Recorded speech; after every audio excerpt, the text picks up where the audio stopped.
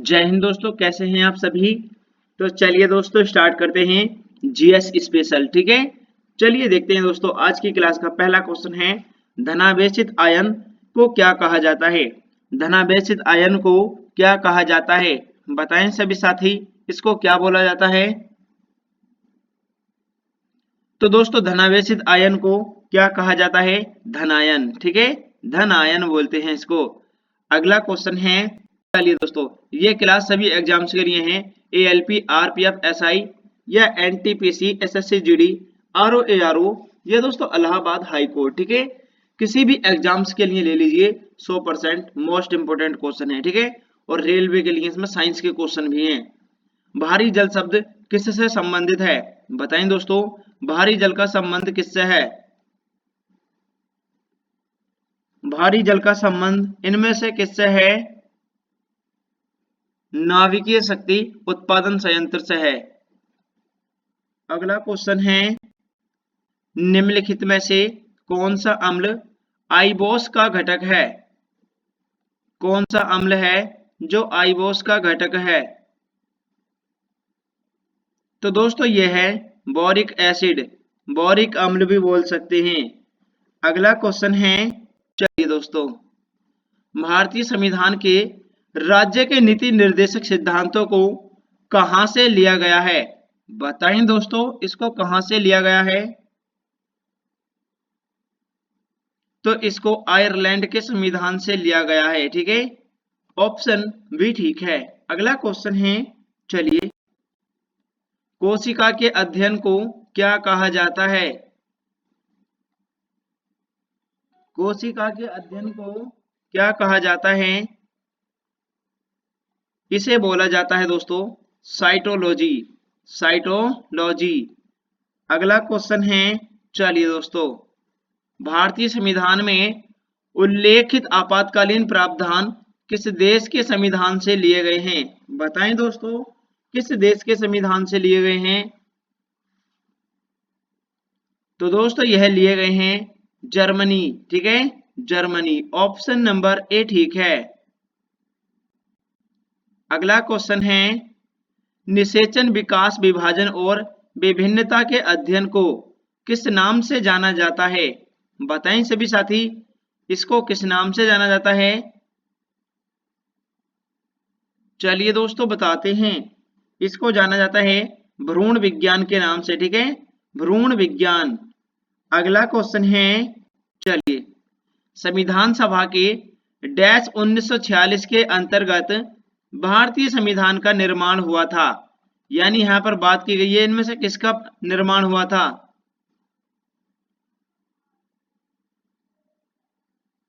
चलिए दोस्तों बताते हैं, तो ये हुआ था कैबिनेट मिशन प्लान का, कैबिनेट मिशन प्लान। अगला क्वेश्चन है, चलिए, पादप कोशिकाओं में मौजूद, यहां पर बात की गई है, इसको थोड़ा नीचे कर देते हैं, पादप कोशिकाओं में, इसको थोड़ा बड़ा कर देते हैं, कोई बात नहीं, पादप कोशिकाओं में मौजूद डैश की मात्रा संचालक को सुगम बनाने के लिए किस कोशिकाओं की संरचनाओं में परिवर्तन कर देती है। तो दोस्तों ये कर देती है, यानी कि किस में परिवर्तन कर देती है, ऑप्शन नंबर जल में। ठीक है, तो पादप कोशिकाओं में मौजूद जल की मात्रा संचालक को सुगम बनाने के लिए कोशिकाओं की संरचनाओं में परिवर्तन कर देती है। अगला क्वेश्चन है, चलिए, अपशिष्ट उत्पादों का पादप कोशिका के अंदर कहां संचित रहता है या किया जाता है।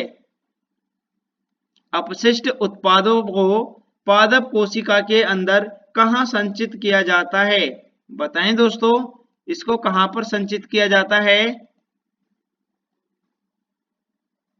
तो इसे किया जाता है रसधानी में, रसधानी।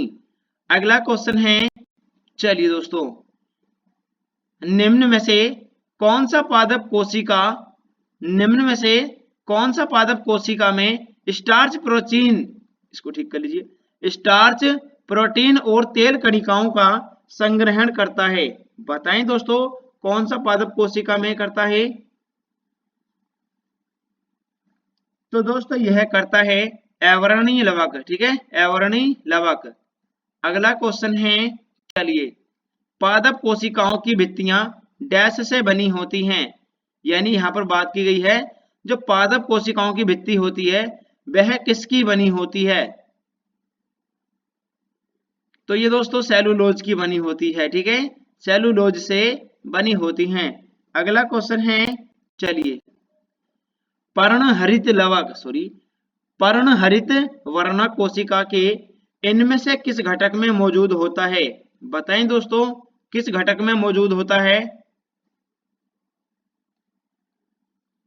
तो ये होता है हरित लवक में, हरित लवक में, ठीक है। अगला क्वेश्चन है, चलिए, कौन सा कोशिकांग प्रकाश संश्लेषण के दौरान प्रकाश ऊर्जा का उपयोग करता है? बताएं सभी साथी, कौन सा कोशिकांग है जो प्रकाश संश्लेषण के दौरान प्रकाश ऊर्जा को उपयोग करता है, प्रकाश ऊर्जा का उपयोग करता है? तो यह करता है दोस्तों हरित लवक, ठीक है, हरित लवक करता है। अगला क्वेश्चन है, चलिए, हड्डी निम्न में से किस प्रकार के ऊतकों का उदाहरण है? यहाँ पर बात की गई है हड्डी के बारे में, तो ये किस प्रकार के ऊतकों का उदाहरण है? तो दोस्तों यह है यानी कि संयोजी ऊतक है, संयोजी ऊतक, ऑप्शन डी ठीक है। अगला क्वेश्चन है, चलिए, भारतीय संविधान में अनुच्छेद 35A किस वर्ष जोड़ा गया था? यहाँ पर बात की गई है अनुच्छेद 35A किस वर्ष जोड़ा गया था? तो ये दोस्तों 1954 में जोड़ा गया था, ठीक है, 1954 में जोड़ा गया था। चलिए अगला क्वेश्चन है, क्वेश्चन नंबर नेक्स्ट, चलिए देखते हैं, भारतीय संविधान का कौन सा अनुच्छेद अभिव्यक्ति की स्वतंत्रता के संबंध में अधिकारों के संरक्षण की गारंटी देता है? बताएं सभी साथी, कौन सा अनुच्छेद है? तो दोस्तों यह है यानी कि अनुच्छेद 19 है, अनुच्छेद 19। अगला क्वेश्चन है, चलिए दोस्तों, भारतीय संविधान की किस अनुसूची में राज्य व केंद्र शासित प्रदेशों और उनके अधिक्षेत्रों की सूची शामिल है? बताएं सभी साथी, किस अनुसूची में है ये? चलिए दोस्तों बताते हैं, तो ये है दोस्तों पहली अनुसूची में है, ठीक है, पहली। अगला क्वेश्चन है, चलिए, अनुच्छेद 336 में कुछ सेवाओं के लिए किस समुदायों का विशेष प्रावधान मिलता है? बताएं सभी साथी, कौन से समुदाय का विशेष प्रावधान मिलता है अनुच्छेद 336 में? तो यह मिलता है दोस्तों यानी कि एंग्लो इंडियन समुदाय का, ठीक है, एंग्लो इंडियन समुदाय। अगला क्वेश्चन है, ये मोस्ट इंपोर्टेंट क्वेश्चन है, परीक्षा में पूछे ही जाएंगे, इससे बाहर कोई भी क्वेश्चन नहीं बनेगा। यहाँ पर इसका नाम ही दोस्तों जीएस स्पेशल रखा गया है, ठीक है। भारतीय संविधान की 10वीं अनुसूची निम्न में से किसके बारे में है? यहाँ पर बात की गई है जो भारतीय संविधान की 10वीं अनुसूची है यह किसके बारे में बात बताती है यहाँ पर? तो दोस्तों इससे जानकारी मिलती है दल बदल विरोधी, ठीक है, दल बदल विरोधी के बारे में। अगला क्वेश्चन है, चलिए दोस्तों, तकला मकान मरुस्थल किस देश में स्थित है? यहाँ पर बात की गई है तकला मकान मरुस्थल कौन से देश में स्थित है? बताएं सभी साथी। तो दोस्तों तकला मकान ये चीन में है, ठीक है, चीन में, ऑप्शन ए ठीक है। अगला क्वेश्चन है, देखते हैं, दुनिया का सबसे बड़ा गैर ध्रुवीय रेगिस्तान कौन सा है? दुनिया का सबसे बड़ा गैर ध्रुवीय रेगिस्तान कौन सा है दोस्तों? बताएं सभी साथी कौन सा है? तो ये है दोस्तों सहारा, ठीक है, कौन सा है? सहारा है। अगला क्वेश्चन है, चलिए देखते हैं, कैमरून पर्वत किस महाद्वीप में स्थित है? यहाँ पर बात की गई है कैमरून पर्वत की। ये सभी क्वेश्चन मोस्ट इंपोर्टेंट क्वेश्चन हैं। कैमरून पर्वत किस महाद्वीप में स्थित है? तो दोस्तों कैमरून पर्वत किस महाद्वीप में स्थित है? ये है दोस्तों अफ्रीका में, ठीक है, अफ्रीका। अगला क्वेश्चन है, दुनिया की सबसे बड़ी ताजे पानी की झील कौन सी है? दुनिया की सबसे बड़ी ताजे पानी की झील कौन सी है? तो दोस्तों यह है सुपीरियर झील, ठीक है, सुपीरियर झील है। अगला क्वेश्चन है, चलिए देखते हैं। विक्टोरिया झरना किस देश में स्थित है? बताएं सभी साथी, विक्टोरिया झरना कौन से देश में है? तो दोस्तों विक्टोरिया झरना जो है ये है दोस्तों अफ्रीका में है, ठीक है, अफ्रीका। एक बार सभी साथी चैनल को सब्सक्राइब कर लीजिए और क्लास को लाइक भी कर दीजिए दोस्तों। अगला क्वेश्चन है, निम्न में से कौन सा प्रसिद्ध लैंडमार्क ओंटारियो झील और इरी झील के बीच स्थित है? बताएं सभी साथी कौन सा है? तो दोस्तों यहां पर बात की गई है निम्नलिखित में से कौन सा प्रसिद्ध लैंडमार्क ओंटारियो झील और इरी झील के बीच स्थित है? तो यह है दोस्तों नियाग्रा प्रपात, नियाग्रा प्रपात। अगला क्वेश्चन है, चलिए दोस्तों, किसी तरल की समान मात्रा के लिए निम्न में से किस प्रक्रिया की गति सबसे धीमी होगी? बताएं सभी साथी किस प्रक्रिया की गति सबसे धीमी होगी? तो दोस्तों यह होगी वाष्पीकरण, वाष्पीकरण की, ठीक है। अगला क्वेश्चन है, चलिए दोस्तों नेक्स्ट क्वेश्चन, किसी ठोस धातु का ऊष्मीय चालकता, किसी ठोस धातु का ऊष्मीय चालकता सामान्यतः बढ़ते तापमान के साथ डैश होगा। बताएं दोस्तों कैसा होगा? चलिए बताते हैं। तो ये है दोस्तों यानी कि ऑप्शन नंबर ये घटेगा, ठीक है, क्या होगा? घटेगा। ऑप्शन नंबर सी ठीक है। अगला क्वेश्चन है, चलिए, निम्न में से किस भारतीय राष्ट्रपति का कार्यकाल सबसे लंबा रहा था? बताएं सभी साथी कौन से भारतीय राष्ट्रपति थे जिनका कार्यकाल सबसे लंबा रहा था? तो दोस्तों यह राजेंद्र प्रसाद हैं, ठीक है, राजेंद्र प्रसाद। अगला क्वेश्चन है, चलिए, अफ्रीका में विक्टोरिया प्रपात, यहां पर बात की गई है अफ्रीका में, अफ्रीका में विक्टोरिया जलप्रपात किस नदी पर स्थित है?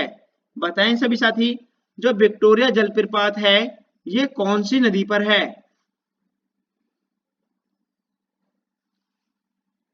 तो दोस्तों यह जाम्बेजी नदी पर है, ठीक है, जाम्बेजी नदी। अगला क्वेश्चन है, चलिए दोस्तों, इनमें से कौन सा ऊतक त्वचा के नीचे और आंतरिक अंगों के बीच पाया जाता है? बताएं सभी साथी कौन सा ऊतक है जो त्वचा के नीचे और आंतरिक अंगों के बीच पाया जाता है? यह है दोस्तों वसा ऊतक, ठीक है, वसा ऊतक। अगला क्वेश्चन है, चलिए, मात्रा के संदर्भ में विश्व की सबसे बड़ी मीठे पानी की झील कौन सी है? मात्रा के संदर्भ में विश्व की सबसे बड़ी मीठे पानी की झील कौन सी है? तो ये है दोस्तों बैकाल झील है, ठीक है, बैकाल झील। अगला क्वेश्चन है, चलिए, तिब्बती पठार का सबसे ऊंचा उदाहरण कौन सा है? तिब्बती पठार का सबसे ऊंचा उदाहरण कौन सा है? तो दोस्तों तिब्बती पठार का सबसे ऊंचा उदाहरण कौन सा है? चलिए दोस्तों, तो ये है दोस्तों यानी कि अंतर पर्वतीय पठार, अंतर पर्वतीय पठार, ठीक है, ऑप्शन नंबर सी ठीक है। अगला क्वेश्चन है, अफ्रीका का सबसे ऊंचा पर्वत किलिमंजारो किस देश में स्थित है? बताएं सभी साथी किलिमंजारो पर्वत जो अफ्रीका का सबसे ऊंचा पर्वत है किस देश में स्थित है? तो दोस्तों किलिमंजारो पर्वत जो है ये कौन से देश में है? तंजानिया में है, ठीक है, तंजानिया। अगला क्वेश्चन है, चलिए, निम्नलिखित में से किस पर्वतमाला को एशिया और यूरोप के बीच की सीमा माना जाता है? बताएं दोस्तों किस पर्वतमाला को एशिया और यूरोप के बीच की सीमा माना जाता है? तो दोस्तों यह माना जाता है यानी कि किसको माना जाता है? यूराल पर्वत को, ठीक है, यूराल। ऑप्शन नंबर सी ठीक है। अगला क्वेश्चन है, चलिए, रेफ्रिजरेटर निम्नलिखित में से किस सिद्धांत पर कार्य करता है? रेफ्रिजरेटर निम्नलिखित में से किस सिद्धांत पर कार्य करता है? तो दोस्तों रेफ्रिजरेटर जो होता है यह किस सिद्धांत पर कार्य करता है? यह करता है वाष्पीकरण पर, ठीक है, वाष्पीकरण पर। अगला क्वेश्चन है, चलिए देखते हैं, क्वेश्चन नंबर नेक्स्ट है, चलिए दोस्तों, भारत की निम्नलिखित जनजातियों में से कौन सी जनजाति प्रोटो ऑस्ट्रोलॉइड जाति से संबंधित है? बताएं दोस्तों, कौन सी जनजाति है जो प्रोटो ऑस्ट्रोलॉइड जाति से संबंधित है? बताएं सभी साथी, कौन सी है? तो दोस्तों यह है यानी कि संथाल, ठीक है, संथाल जनजाति है। अगला क्वेश्चन है, चलिए दोस्तों देखते हैं, सूर्य के बाह्यतम क्षेत्र को किस नाम से जाना जाता है? सूर्य के बाह्यतम क्षेत्र को किस नाम से जाना जाता है? बताएं सभी साथी, किस नाम से जाना जाता है? तो इसे बोला जाता है कोरोना, ठीक है, कोरोना। अगला क्वेश्चन है, चलिए दोस्तों देखते हैं, सूर्य के फोटोस्फीयर से उत्पन्न होने वाली ऊर्जा के संक्षिप्त विस्फोटों को क्या कहते हैं? बताएं दोस्तों, उसको क्या कहते हैं? तो उसे बोला जाता है दोस्तों सौर प्रज्वाल, सौर प्रज्वाल, ठीक है, सौर प्रज्वाल। अगला क्वेश्चन है, चलिए दोस्तों देखते हैं, निम्नलिखित में से कौन सा विकल्प बर्फ और धूल के न्यूक्लियस से बना खगोलीय पिंड है? बताएं दोस्तों, कौन सा विकल्प है जो बर्फ और धूल के न्यूक्लियस से बना खगोलीय पिंड है? तो दोस्तों यह है यानी कि कॉमेट, ठीक है, यह है दोस्तों कॉमेट। नेक्स्ट क्वेश्चन है, चलिए देखते हैं, क्वेश्चन नंबर नेक्स्ट है, चलिए दोस्तों नेक्स्ट क्वेश्चन, वजन के अनुसार भूपर्पटी में ऑक्सीजन का लगभग प्रतिशत कितना है? बताएं सभी साथी, वजन के अनुसार भूपर्पटी में ऑक्सीजन का प्रतिशत लगभग में कितना है? तो दोस्तों यह है 40.6%। अगला क्वेश्चन है, चलिए देखते हैं, वृद्धावस्था एवं काल प्रभावन, वृद्धावस्था एवं काल प्रभावन के विषय में ज्ञान प्राप्त करने की विद्या को क्या कहते हैं? बताएं दोस्तों, उसको क्या बोला जाता है? तो दोस्तों उसको बोला जाता है, क्या बोला जाता है? जेरेंटोलॉजी बोलते हैं, ठीक है, जेरेंटोलॉजी बोलते हैं। अगला क्वेश्चन है दोस्तों, चलिए देखते हैं, ब्रिटिश काल में द अनार्कल, ब्रिटिश काल में the anarchical and revolutionary crime act किस वर्ष पारित किया गया था? बताइए दोस्तों, कौन से वर्ष में पारित किया गया था? तो दोस्तों यह पारित किया गया था 1919 में, ठीक है, 1919 में दोस्तों the anarchical and revolutionary crime act पारित किया गया था। नेक्स्ट क्वेश्चन है, चलिए, पृथ्वी पर सबसे पुराना जीव कौन सा है?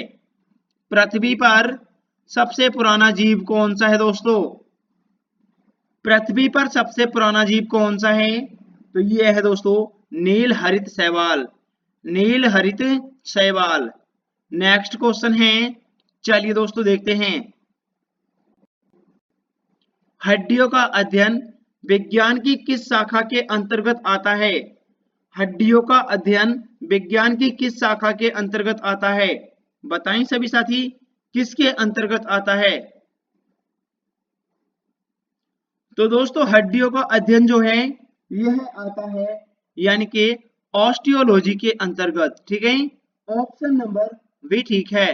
नेक्स्ट क्वेश्चन है, चलिए देखते हैं, भारतीय संविधान के निम्नलिखित में से किस अनुच्छेद में सांसद के दोनों सदनों की संयुक्त बैठक से संबंधित प्रावधान किया गया है? तो कौन सा अनुच्छेद है? चलिए दोस्तों इसको थोड़ा ऊपर कर लेते हैं, कौन सा अनुच्छेद है? चलिए दोस्तों, किस अनुच्छेद में संसद के दोनों सदनों की संयुक्त बैठक से संबंधित प्रावधान किया गया है? तो अनुच्छेद 108 में किया गया है। ठीक है, ऑप्शन नंबर डी ठीक है। अगला क्वेश्चन है दोस्तों, भूपर्पटी की संरचना में अभ्रक की मात्रा लगभग कितनी प्रतिशत है? यहाँ पर अभ्रक के बारे में बात की गई है, इसकी मात्रा कितने प्रतिशत है भूपर्पटी की संरचना में? तो ये है दोस्तों लगभग 30%। ठीक है, 30%। नेक्स्ट क्वेश्चन है, चलिए दोस्तों, हेली धूमकेतु जिसे पुच्छल तारा कहते हैं, तो लगभग कितने वर्ष बाद नजर आता है? ये कितने वर्ष बाद नजर आता है? तो दोस्तों यानी पुच्छल तारा जिसे हेली धूमकेतु भी बोलते हैं, तो ये जो पुच्छल तारा होता है ये 76 वर्ष के बाद दिखता है। ठीक है, 76 वर्ष के बाद दिखता है। अगला क्वेश्चन है, चलिए, सूर्य या अन्य तारों की ऊर्जा का स्रोत क्या है? सूर्य या अन्य तारों की ऊर्जा का स्रोत निम्नलिखित में से क्या है? तो यह है दोस्तों यानी कि नाभिकीय संलयन, नाभिकीय संलयन। नेक्स्ट क्वेश्चन है, चलिए, निम्नलिखित में से कौन सा अनुच्छेद उपराष्ट्रपति के चुनाव से संबंधित है? उपराष्ट्रपति के चुनाव से संबंधित अनुच्छेद कौन सा है दोस्तों? तो दोस्तों उपराष्ट्रपति के चुनाव से संबंधित है अनुच्छेद 66, अनुच्छेद 66। ठीक है, नेक्स्ट क्वेश्चन है, चलिए दोस्तों देखते हैं, गोबी मरुस्थल निम्नलिखित में से किस महाद्वीप में स्थित है? गोबी मरुस्थल निम्नलिखित में से किस महाद्वीप में स्थित है? तो दोस्तों गोबी मरुस्थल जो है, गोबी मरुस्थल यह किस महाद्वीप में स्थित है? तो यह है दोस्तों एशिया में है। ठीक है, एशिया महाद्वीप में है। अगला क्वेश्चन है, चलिए देखते हैं, निम्नलिखित में से कौन अधिक कार्य कर सकता है? यहाँ पर 4 ऑप्शन दिए गए हैं, तो इनमें से सबसे सटीक बताना है जो सबसे ज्यादा काम कर सकता है। जैसे कि यहाँ पर दिया गया है, चलिए विकल्प पढ़ लेते हैं। एक घूमता हुआ पहिया, तेजी से आता हुआ पत्थर, एक चली हुई गोली या उठा हुआ हथौड़ा। तो यहाँ पर एक चली हुई गोली अधिक कार्य कर सकती है। ठीक है, तो ऑप्शन नंबर सी ठीक है। नेक्स्ट क्वेश्चन है, चलिए दोस्तों, निम्नलिखित में से कौन सा नस्लीय समूह उत्तर पूर्वी भारत की पहाड़ियों के वन क्षेत्र में पाया जाता है? बताएं दोस्तों कौन सा नस्लीय समूह है? तो यह है दोस्तों मंगोलॉयड। ठीक है, मंगोलॉयड पाया जाता है। ऑप्शन नंबर सी ठीक है। अगला क्वेश्चन है, सूर्य की चमकती सतह क्या कहलाती है? सूर्य की चमकती सतह कहलाती है, बताएं सभी साथी क्या कहलाती है? सूर्य की चमकती सतह क्या कहलाती है? तो इसे बोला जाता है दोस्तों फोटोस्फीयर, फोटोस्फीयर। ठीक है,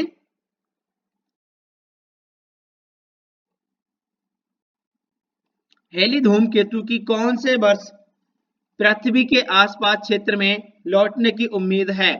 बताएं दोस्तों, हेली धूमकेतु की कौन से वर्ष में पृथ्वी के आसपास में क्षेत्र में लौटने की उम्मीद है, यानी कौन से वर्ष में दिखाई देगा? तो दोस्तों 2061 में दिखाई देगा। ठीक है, 2061 में दिखाई देगा। ये पता नहीं 2061 में क्या होगा, वहां पर दिखाई देगा ये। ठीक है, अगला क्वेश्चन है, चलिए दोस्तों, निम्नलिखित में से कौन सी पर्वत श्रृंखला हिमालयन पर्वतमाला का भाग नहीं है? कौन सी पर्वत श्रृंखला है जो हिमालयन पर्वतमाला का भाग नहीं है? बताएं सभी साथी कौन सी है? जास्कर पर्वत, जास्कर पर्वत श्रृंखला, काराकोरम पर्वत श्रृंखला, पीर पंजाल पर्वत श्रृंखला। ठीक है, पीर पंजाल पर्वत श्रृंखला। लेकिन महादेव पर्वत श्रृंखला यह है दोस्तों नहीं है। राइट आंसर हो जाएगा ऑप्शन नंबर बी ठीक है, ऑप्शन नंबर बी ठीक है। नेक्स्ट क्वेश्चन है, चलिए दोस्तों देखते हैं, इसका राइट आंसर है ऑप्शन नंबर बी ठीक है। भूपर्पटी में पाया जाने वाला दूसरा सर्वाधिक प्रचुर तत्व कौन सा है? बताएं दोस्तों कौन सा है जो भूपर्पटी में पाया जाने वाला दूसरा सर्वाधिक प्रचुर तत्व है? तो यह है दोस्तों सिलिकॉन है। ठीक है, सिलिकॉन। अगला क्वेश्चन है, चलिए देखते हैं नेक्स्ट क्वेश्चन। पृथ्वी पर पाया जाने वाला सर्वाधिक सघन पदार्थ कौन सा है? बताएं दोस्तों, पृथ्वी पर सर्वाधिक पाया जाने वाला सघन पदार्थ कौन सा है दोस्तों? तो ये है दोस्तों यानी कि ऑस्मियम है ये, ठीक है, ऑस्मियम। नेक्स्ट क्वेश्चन है, चलिए दोस्तों, निम्नलिखित में से कौन सी गैस प्राचीन पृथ्वी के वायुमंडल से अनुपस्थित थी? बताएं सभी साथी, कौन सी गैस थी जो प्राचीन पृथ्वी के वायुमंडल से अनुपस्थित थी? तो दोस्तों यह थी यानी कि कार्बन डाइऑक्साइड, ठीक है, carbon dioxide, option number B ठीक है। नेक्स्ट क्वेश्चन है दोस्तों, चलिए देखते हैं।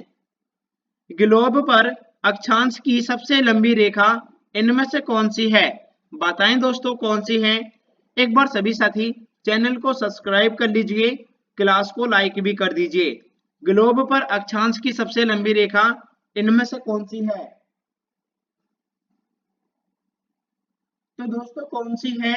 यह है दोस्तों भूमध्य रेखा, ठीक है, भूमध्य रेखा। तो क्लास कैसे लगी कमेंट करके जरूर बताना है सभी साथियों को, ठीक है। तो चलिए मिलते हैं अगली क्लास में। जय हिंद साथियों।